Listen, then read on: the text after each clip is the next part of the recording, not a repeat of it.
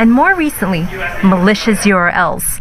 A report by cybersecurity firm Trend Micro found that Singapore hosted 68.1% of the malicious URLs in Southeast Asia last year, the highest among its neighbors. Singapore also saw the most business impersonation scams, accounting for over 27% of such cases in the region. Malaysia came in second at just over 26%, with Indonesia following closely behind at 25%. Trend Micro said such attacks increased globally by 28% last year. It said cybercriminals were also becoming more sophisticated. It can be just a conversation between two users, right? For example, if I am your immediate boss, I would spoof to be your immediate boss, and I will try to get you to do something for me in a very urgent manner. So for example, I can say that I'm in the middle of a meeting right now, and I have this a very urgent request. Can you help me to buy, for example, 20 packs of an iTunes cards worth $100 each?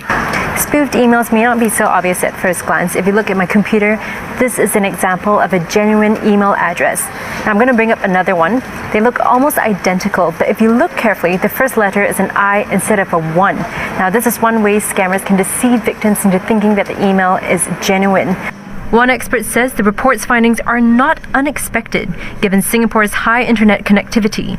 Singapore is also one of the most technologically advanced as well as connected country within ASEAN as well. So it comes as no surprise that many people would base their facilities here in Singapore, let alone cyber criminals. So the more infrastructure you have, the more connection you have, the more people will seed their devices, their infrastructure here, including all those malicious URLs. Dr. Wong added that Singapore is performing well in cyber resilience, pointing to an earlier study this year by technology information website Comparatech, which ranked Singapore the 10th best country in cybersecurity globally. Students are set to play a bigger role in the fight against fake news as the authorities ramp up outreach efforts to combat the growing menace. One such initiative is the News and Media Literacy Toolkit that will be rolled out across secondary schools tomorrow. This was launched at the Better Internet Conference, where experts shared insights into the latest trends on cyber challenges. These Nanyang Technological University students want to make the internet a safer place. So they did an online campaign to warn students of the dangers of phishing scams. Nowadays, the scams that are going out there, they are getting a lot more sophisticated. And because of that, we sort of need to educate them and equip them with this knowledge on how to spot a phishing scam. We believe that the young people are actually avenue for change, what we call a driving force for change, because they are the tech experts at home. The dangers that lurk in cyberspace go far beyond scams. Online falsehoods rank high on that list, and the authorities have identified better public awareness as key to stopping the threat. The launch of the News and Media Literacy Toolkit is one step towards that. Targeted at secondary school students, it is a series of lesson plans that will help them spot fake news. It also teaches them to discern between fact and opinion through a series of scenarios and activities.